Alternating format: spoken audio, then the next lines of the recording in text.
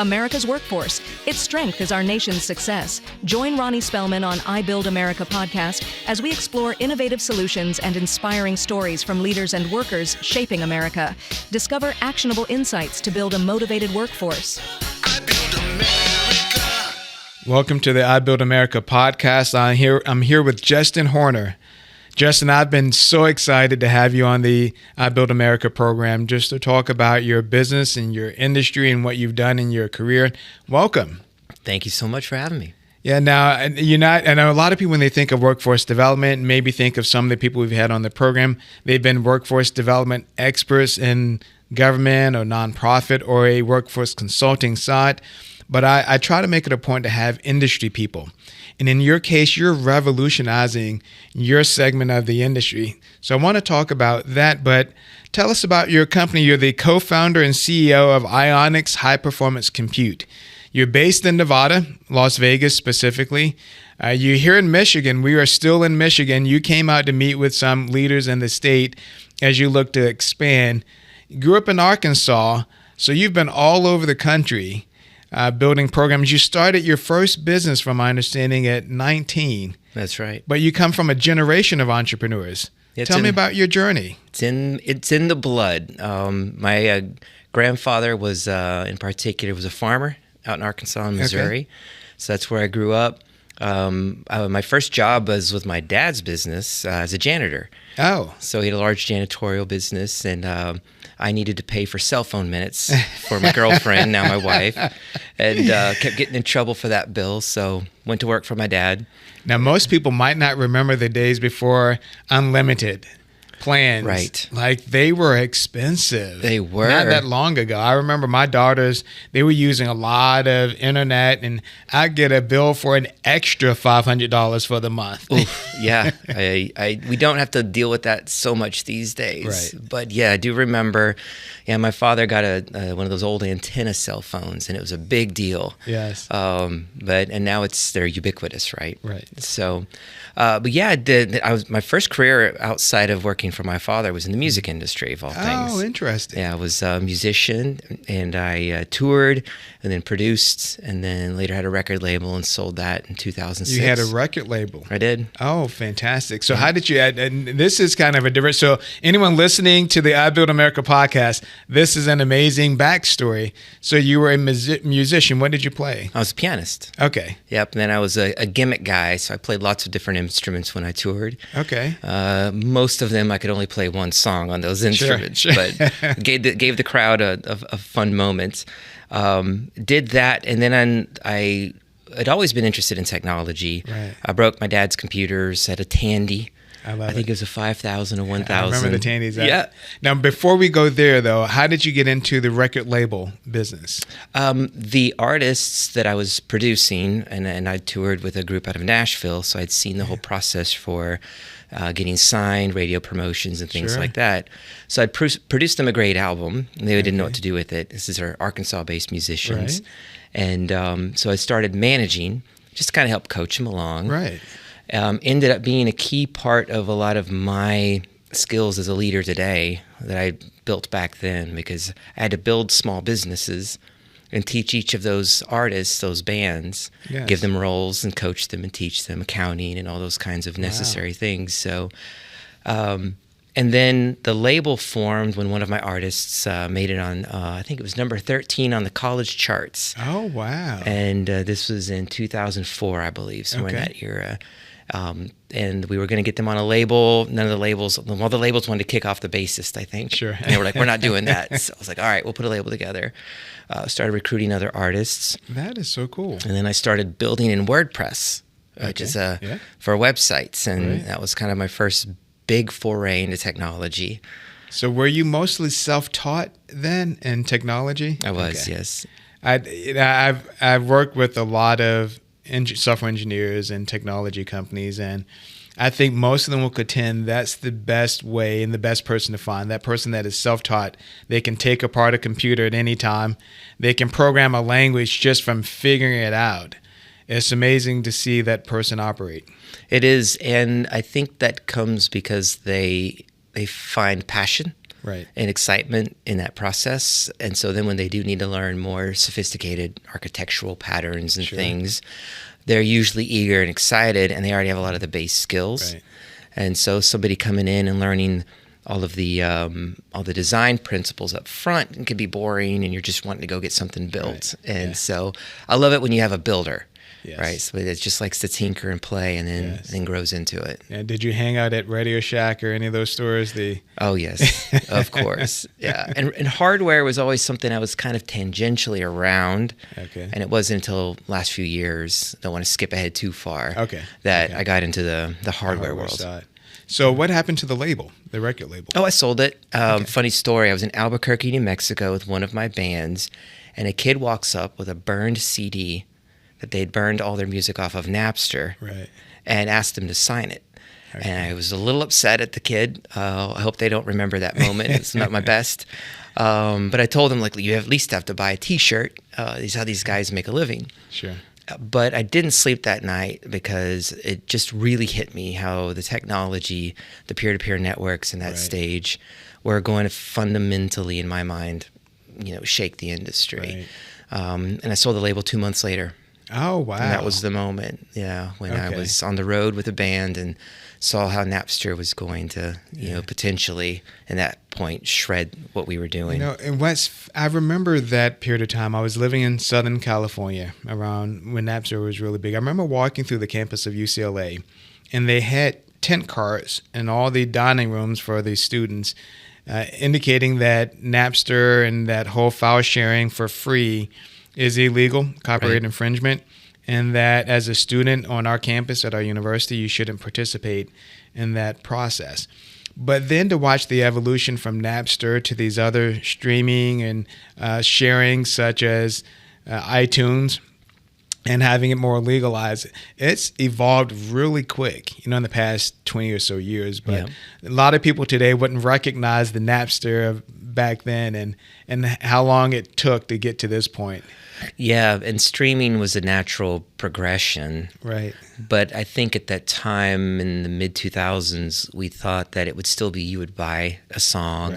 Right. I remember specifically we're shifting from the album format to EP format, which was 2 or 3 songs at a time, because we didn't think people would buy a whole album anymore. Interesting. And so we were thinking that's where it would go. And with Napster, LimeWire, and other services, it would happen so quickly. Right. And then there was a lot of consolidation. Really fast. Yeah. And streaming in the last few years has certainly improved, but it's still disappointing to see how little the artists actually take home for the work. And it's tough, it's tough because I come from the artist space. And so one of my favorite things with Ionix is, as we're doing some production now for some videos we're going to be releasing, I'm getting to go to some of my favorite artists and ask them for permission to use their music. That is so cool. Yeah, and then in our lobby in Las Vegas, we worked with local artists. And so one of those artists has their work all around our office. Right. And she walked in a few weeks ago and she'd seen it all set up, just started crying. She'd never seen all of her work in one spot. And so for all the work that we're doing in artificial intelligence, my roots are in the arts. Okay. And so I want to make sure, especially with all the generative AI now, we're honoring those artists, which I think in the future, and we might get to this in this conversation, the artists and entertainers are going to be all that more important to our future. Because well, let's talk about it, because you had me thinking. Then we can go into your business and what you're looking to do to expand. But this is the home of Motown as well, right here in the Detroit area. And I'm always amazed when I see the documentary about a singer or a group, and they become really big. And then you realize that they're traveling the world. They have several #1 hits, and they've made no money off of it. Yeah. And I've always found that to be tough to hear, because we look at them and think, oh, they're living their dream. And you realize they're not quite. Like, their music is doing well, but they're not benefiting from it. Right. So it sounds like you've seen the same from your perspective. Yeah? Absolutely lived it. And now it is, as most things, it's complicated. It is. Often they'll take some funds up front, take an early check on the hope that they at least got some money. and then the label does really, really well, and the label gets to keep most of the money. Nothing wrong with any of that, but that was the way the model worked. And I know they take marketing fees and travel fees and production fees out of the profits. So you're right, they're front loading the cost because they don't know what they'll get on the back end. It's just that when it explodes and does really well, their take home is kind of small at that point. Yeah, and the label model is similar to what I would consider like the venture capital model. Right. You hope one of them lands and pays for the rest of them, right? Right. So, that's so true. Those unicorns. Yep, absolutely. Okay. So you were going to say, though, I think you're going to say something else. And by the way, I just saw recently that Taylor Swift was able to buy all of her music back, which is intriguing. I don't know if you've kept up with that or if you ran across her when you were in Nashville. But she started as a country singer, and her originals were sold to someone else, and she recently purchased all of those back. Amazing. Yeah. That's so she has ownership now. Yeah, it's rare. It is. That's what I hear. Yeah. That's fascinating. Well, and I think you'll find there's a lot of metaphors and analogies between the arts and where we're headed with, especially artificial intelligence and how technology can so quickly change how a field operates. And as we get into workforce development, I think that's going to be critical that we begin to think about. And this is why I'm here in Michigan is it's one thing to have customers here. It's another to build the relationships with leadership across state and county, city, folks that we can make sure we're good partners. Because this could be some major shifts. Well, so tell us about your business, and then tell us about the industry that your business operate, and then, not to give you too much at once, and then why Michigan for your industry and for your business. Yeah, absolutely. So what we do is we make it really easy to use lots of different kinds of processors in a single server. Yes. Today, typically the most you'll get with large accelerators like GPUs is 8 per server. We can do right now up to 48 and move into 64 very quickly on a single server. The other thing that's interesting about that is we're not locked into a particular brand or even type of processor. So we can work with NVIDIA, AMD, Intel GPUs all on the same rack with one server. We can also put ASICs, FPGAs, or other processor types all into a single rack. And what that does for customers is it helps them reduce vendor lock. It lets them put the exact kind of processors they need in their servers for the kinds of workloads they're doing. What few people understand without getting too complicated is that, for example, NVIDIA's chips do a certain kind of math incredibly well. AMD's chips do other kinds of math incredibly well. There's trade-offs. There's no perfect chip. I believe Justyn was quoted saying that earlier this year. And that's true. There's always trade-offs. It's kind of like if you have, since we're here in town, you've got your F-150, great truck. Does a lot of things. Sometimes you need a Lambo. Sometimes you need a semi-truck. And so we make that easier for people to interface with different chips. And that's the crux of it. Along the way, we dramatically improve networking so that we can move data between those chips very efficiently. And that is what ultimately enabled us to create what we call heterogeneous compute. Why is that important to a company? Like, why would they care on which, other than, some do well and others might do better. But, I think at one point you create great efficiency, lower heat and energy use. But tell us about that piece of it as well, the benefit. There's a couple of big benefits. One is some organizations don't want to be stuck in the cloud and they need an on-prem solution. That's many of them. And where you have sensitive data, regulatory constraints around where you can put your data. So putting something on-prem, then the concern after that turns into vendor lock, not getting stuck with one vendor. And so having the flexibility to move. The other one is supply. And so certain chips are hard to come by. And if you could get to work now on a state-of-the-art chip, but the newest one's going to be out sometime in a year, you can go ahead and move forward with ours and then later put those chips in and replace that very simply. That's intriguing. And so for that strategic CEO that's listening to you in this program, You don't have to delay for 18 months until the new chip comes. You can put in what's available now so you can keep the business moving, and then add it, whether it's from a different manufacturer or not, Sure. and still have it be functional within your suite. Yep. That's cool. Yeah, it was a lot of work, but one of my principles was to hire A-lister talent. And so I went and recruited from NASA, DARPA, some other top-tier firms, big schools, and a team of 8 of us, a small team, solved this in about 2 years. Oh, wow. And so we went through multiple iterations, ran into various challenges and bottlenecks along the way. Sure.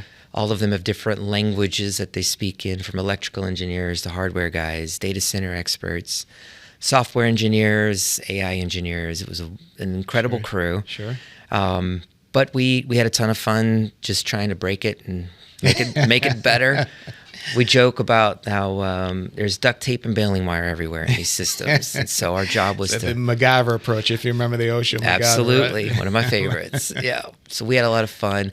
And then the other big value proposition is when you network up all these chips effectively in much higher speed, low latency connects, we're able to operate and run the math faster, which if you can run the math in 10 seconds versus 20, well, you've used half the power. Right. That's a very hand-wavy, overly simplified answer, but if you want generalities, that's the kinds of value we're creating around power or speed. Some people overclock it and use all the power and get more speed out of it. Sure.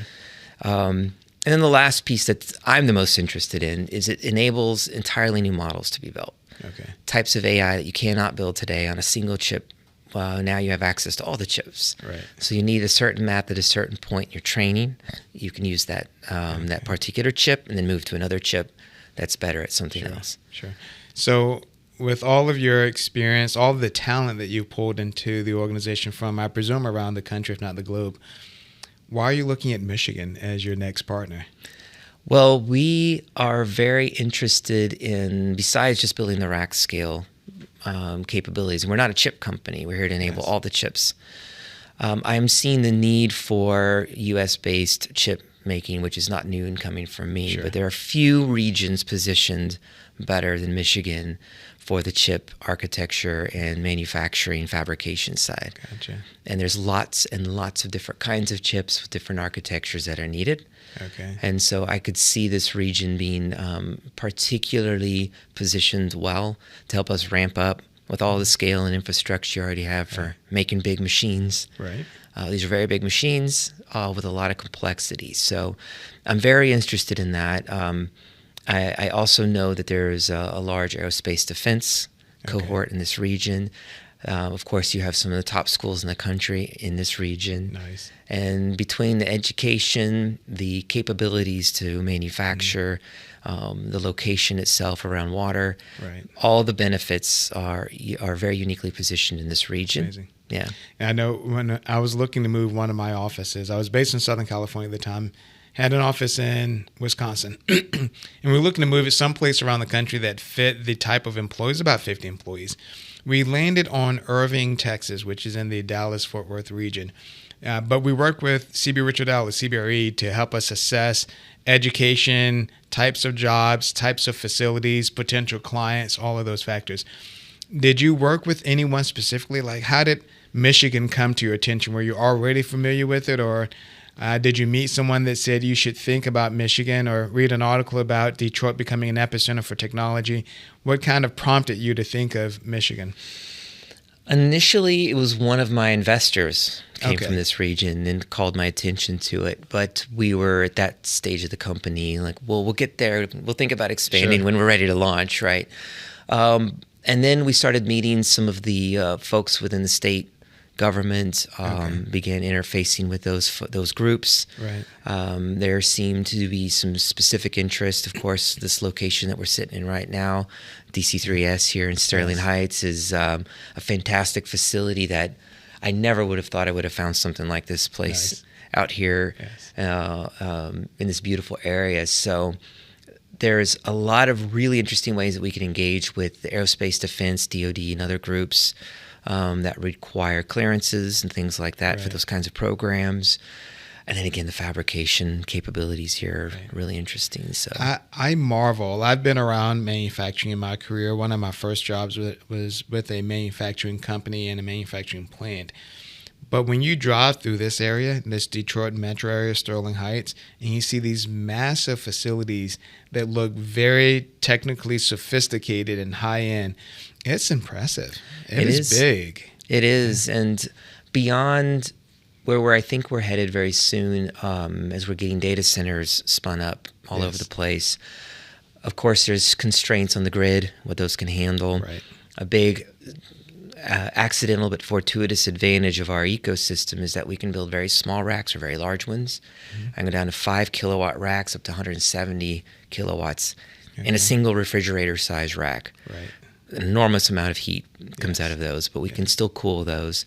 But as the data centers are coming in, the typical move is to build very large data centers. Right. And I think in regions like this, we'll see, but it would be likely that we'd want to start with smaller data centers and scale those up as power becomes available, as infrastructure is upgraded. Sure. So there's no need to wait for that to the big data centers to come online. There'll be several years. Sure. In the meantime, I can do a turnkey in an empty building that has power and networking. I can put in a 2 megawatt facility in 16 weeks, and it's fully populated with chips and everything. So for the novice person relative to these data centers, describe what a data center feels like. You know, people, and then you and I have had this conversation before, when people think of the cloud, they think it's truly out there, just kind of in neverland, but it's a big data center that's processing and storing all that information.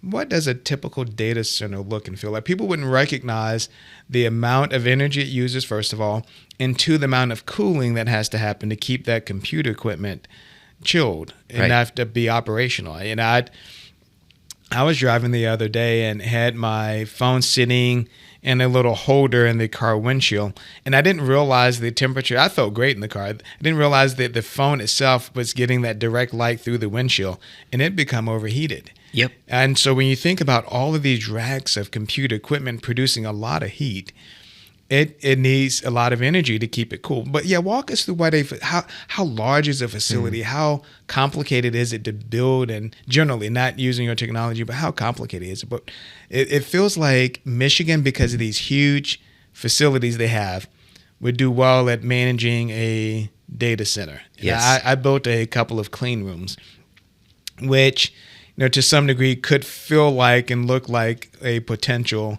data center, just because of the need to keep it temperature and keep it regulated from dust and the other particles that float around. Right. But walk us through for the novice listener on a data center. What does it look like traditionally?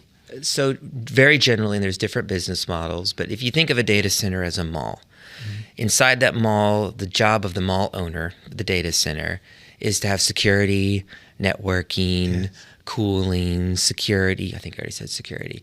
But the ability for those operators to come in, they've got equipment, they want to operate it in that facility. Most data centers do not own the compute.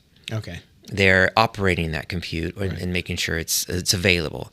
Within that, there's tier 1, 2, 3, 4, and I won't go into all of that. So inside of these data centers, they are typically extremely loud, very warm. I usually are 80, 90 degrees in there. Oh, wow. Yeah, and that's you walk in and it feels like a blow dryer hits you in the face. You got airflow moving. Right. And their job is to remove heat immediately from the chips and then exhaust it out, while also providing cold air to make sure they stay cold. So they're usually organized. If you walk down a row of racks, the air is coming in from the center and blowing out the back. So they call them hot and cold rows. Sure. So you're going to walk down a cold row, and if you try to walk down a hot row, you know it. That's the back sides of the racks blowing hot air, and they're exhausting it up and out. And that's within the facility, and then you've got network cables running everywhere, and it looks like a mad scientist lab most of the time. Right.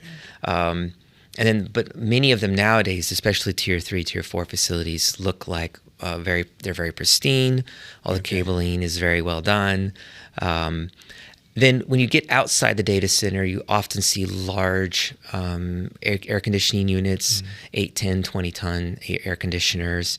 And they're, of course, shoving air in, but also exhausting hot air out. Okay.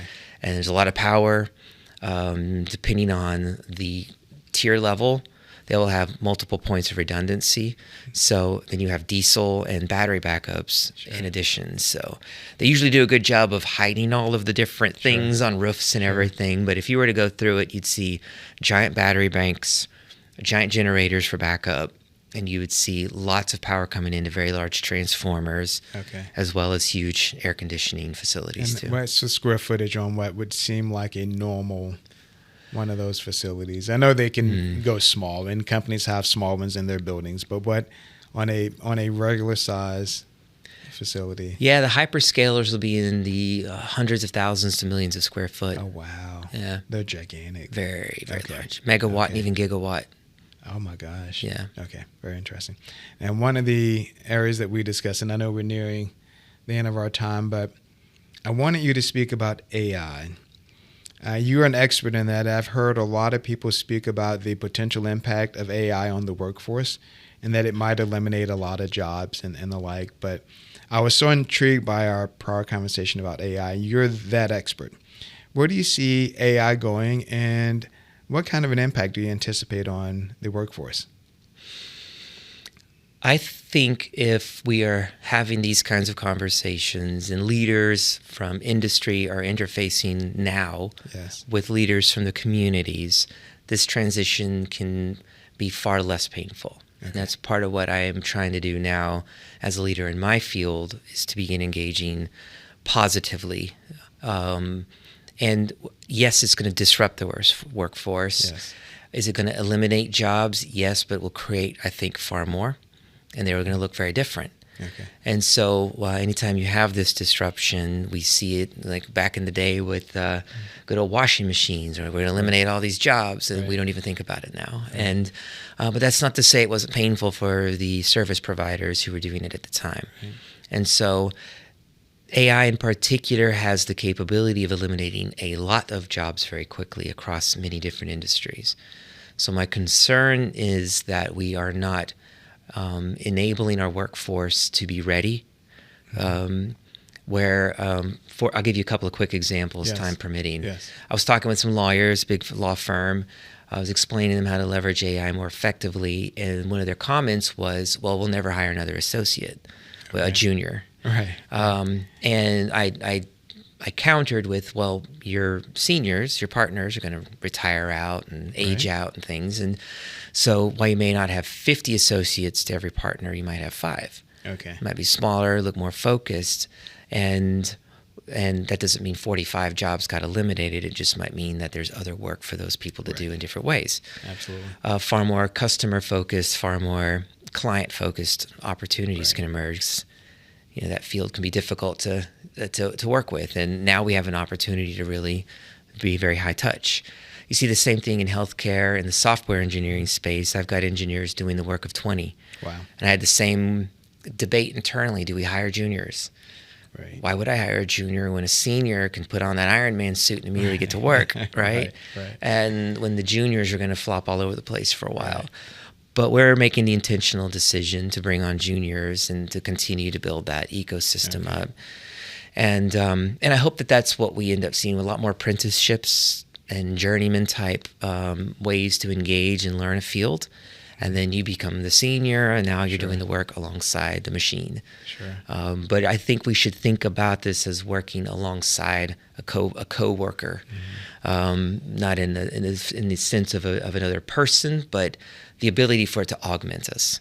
Right. And we call it vibe coding now. It's the new language of our engineers, where you're sitting there and you're just basically coaching the AI what you want to get built. Right. And you're sitting there vibing with it. And it's an interesting experience.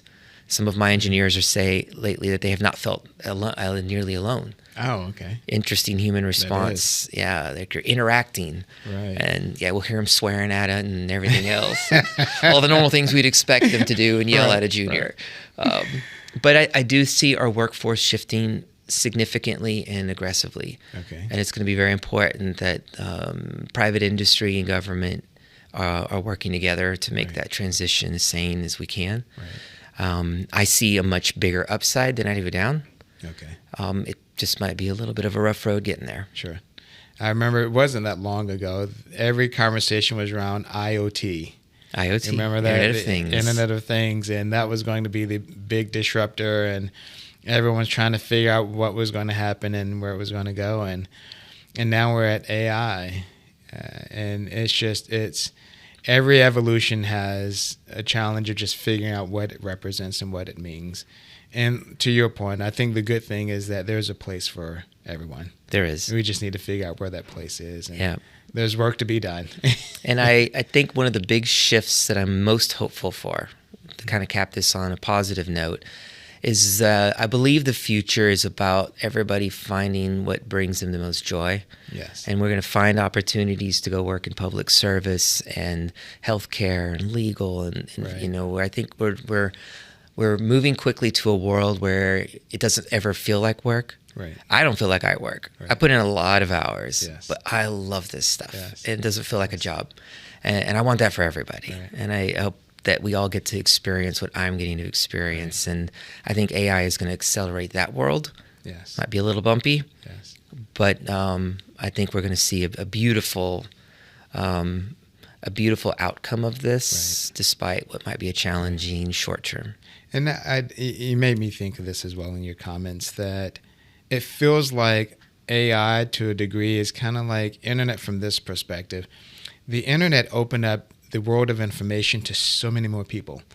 Now, when my father wanted to change a spark plug or learn how to lay tile, he went to YouTube, and it gave him that understanding, and it showed him how to do it, and he became really good at it. He didn't need to sign up for a 2-year class Right. program. And it feels like it's having the same. I have a good friend that's using AI to build curriculum. So they're scanning to make sure that it's right, educational curriculum, and then some marketing materials. And she is loving it because it's giving her the feedback quicker. She said, this would have taken me 2 to 3 hours to build because she doesn't do it every day. Yep. And it's doing it now in just a few minutes. Yep. And so it is opening the door to so many more opportunities for people to learn something new or create something that they may not have had the expertise to create. Yeah. And do it in a shorter period of time. Yeah, I think everybody should go experiment with the large language models, Yes. get comfortable with using them, see the difference between a well thought out prompt Right. that you might think to explain to somebody compared to trying to use it as Google, Yes. right? Where you put in a Right. short little prompt. And what's fascinating about it all is seeing people like this teacher you described being able to hopefully spend more time with their students now. Yes. And Yeah, tailor that absolutely. to the needs. That's exactly what I was saying. Yes. That's the world I see. Exactly. A lot more hands-on. I'll finish with this. Years ago, I built a content moderation platform. Yes. It was for a social media platform. So it helped us find content we didn't want people getting exposed to. Right. And what that did is two things. First of all, we didn't have to fire a single content moderator. We just converted them to customer support. And our content moderation times went from hours to seconds, and which is a better experience for the end users. And also the machine prevented humans from being exposed to very harmful content. And so everybody won, no jobs were lost, Right. higher customer support. The machines made us more human. Yes. And that's the future That's I see fantastic. with us. Yes. And we just got to do it right and thoughtfully. Right. And I think hopefully there's other leaders out there, and I'm seeing them here in Michigan, stepping up to make Nice. sure we make this transition smooth. Nice. So we're at the end, Justyn, but I want you to do one thing before we conclude. You have a long history of businesses, building them, selling them. The quick summary, tell us about some of the businesses you've built and your exits. Okay. Just because I think it's really neat for people to hear what you've done Yeah. in your past. So this isn't your first time No. growing and building a business, and you've worked at some incredible places, but the quick version. Quick version. Let's see. First startup was the record label. Yes. I only call it a startup because we didn't understand our business model. Right. We were testing some less common business models. Finally found our way. After that, I did a startup with the political space where we was helping constituents understand what their elected officials were doing, and exited that one. Did well with it. Then I went into a security product that I have a number of patents around, so safety timers, crash detection, helping people go into dangerous environments and be able to set a timer. Did really well, hard lesson on that one. I worked with a large organization who ended up taking the technology from me. Oh, wow. And I didn't have the resources. So that taught me a lot. That was a hard lesson there. Right. I think that was the fourth startup at that point, a third or fourth. Went to Techstars, a large accelerator a few years ago, which was wonderful, with a tattoo platform. And they needed AI. Right. And I was like, this could be fun. And Love it. So being able to create AI and create tattoo designs and match you up with your right artist, had a lot of fun with that. In 2023, I stepped aside from that and built what's called retrieval augmented generation for lawyers. Lets them have an on-prem LLM, ask questions of the case and get answers. That was my, I believe, fifth startup at that stage. And the company, the parent company of ONX, approached me, and I told them, well, I'm too busy. Best way to get my attention is to buy me, so they did. So they acquired that company, and I came on as the CTO of ONX at that time, and later the CEO. Cool. Since then, I've dabbled. Once you get the itch, it's kind of hard to stop. But also worked with large enterprises, military contracts, Walmart. MGM Resorts International, a couple of others in the hospitality space. Cool. Kind of been all over. What a journey. It's been wild. Absolute journey. And a serial entrepreneur, now making your way to Michigan. That's right. And helping to build a new industry and a business in this market. Absolutely. Here for it. Congratulations to you. Thank you, sir. Thanks for joining us on the I Build America podcast. It's been a pleasure and a delight hearing about the future of workforce and technology and how those two can intersect for what you're looking to build, Justyn. So thank you. Always a pleasure. Thank you for listening to the I Build America podcast. Please subscribe, share, and comment, and be sure to join us next time for more insights and inspiring conversations on building a powerful American workforce. I Build America, building workforce success one podcast at a time.